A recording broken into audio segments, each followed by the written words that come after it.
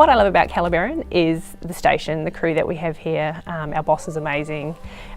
We're really lucky in that we have a DO that supports us. They work to a high standard, they're self-driven, they're motivated, and that's had a huge effect on the community and the our general policing core outcomes. A lot of our time is spent on the highway being proactive, and we are actively trying to educate drivers at the same time to reduce road fatalities in the wheat belt. In the past 2 years that I've been in Calabarin, I've attended 2 fatal crashes, and in my opinion that's too many, and we want to aim for 0 basically, and that's why we do what we do, and we have a hard-nosed approach to that. The amount of community engagement work they do in Calabarin is outstanding.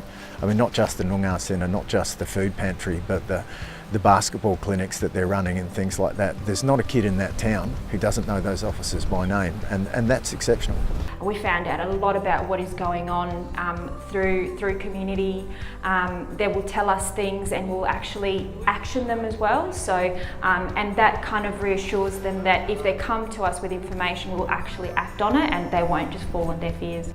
We have a very strong relationship, and it's great because it's a positive one, it's not a negative. They're integral members of our school community. Crime and antisocial behaviour and family violence has been trending downwards. Until last year was down 66% or 67%, which was just an amazing result for Calabarin. It comes down to a mental health thing where if you can't get through to your families and stuff, and sometimes it's good to talk to police, and they're always around.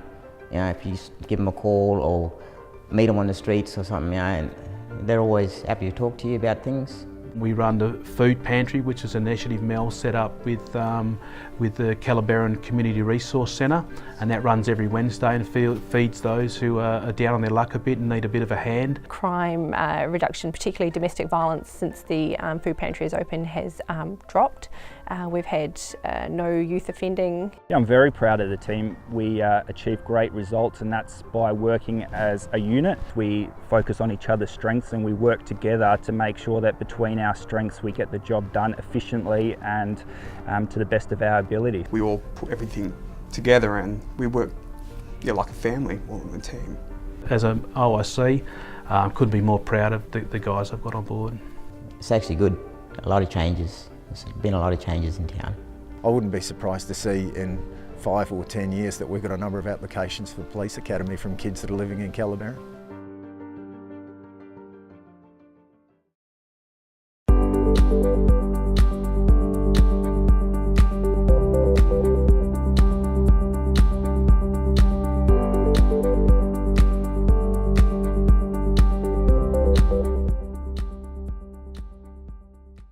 The mental health co-response was established as a result of the increasing demand for police resources to attend mental health related tasks. Now we're able to bring that medical practitioner assistance with us and really treat them at the scene.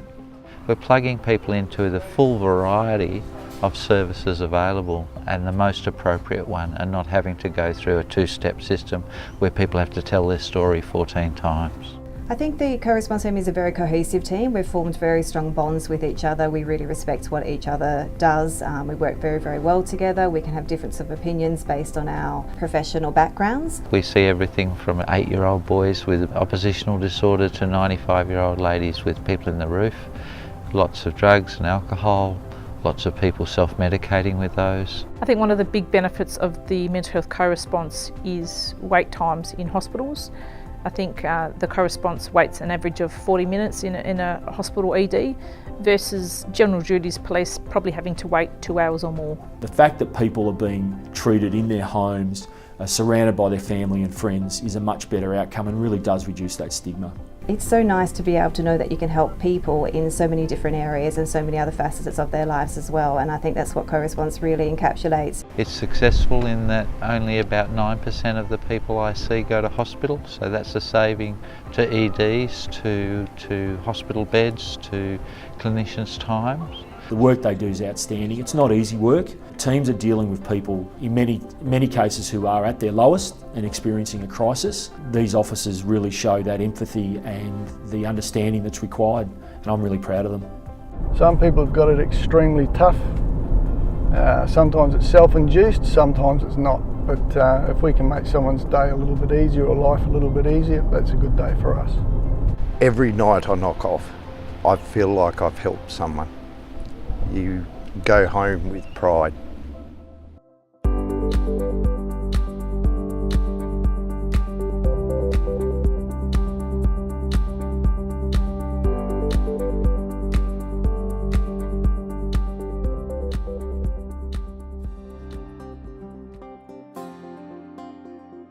The team out at Mullowa are doing a fantastic job out there. They're a very diverse group under the great stewardship of Sergeant Chris Martin, who has a really strong focus on community involvement, and he's got his team involved. I wanted to use some of the skills that I had developed as a sergeant, and some of the skills or some of the experiences I'd used as a constable here to try and combat the issues that were currently affecting the community. I think perception has changed because we've taken a lot more of an initiative in community policing and putting ourselves out there.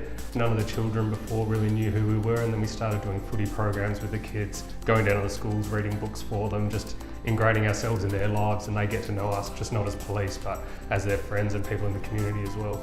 So the community garden started in April this year. The garden you see behind me is a drastic improvement from what we had previously.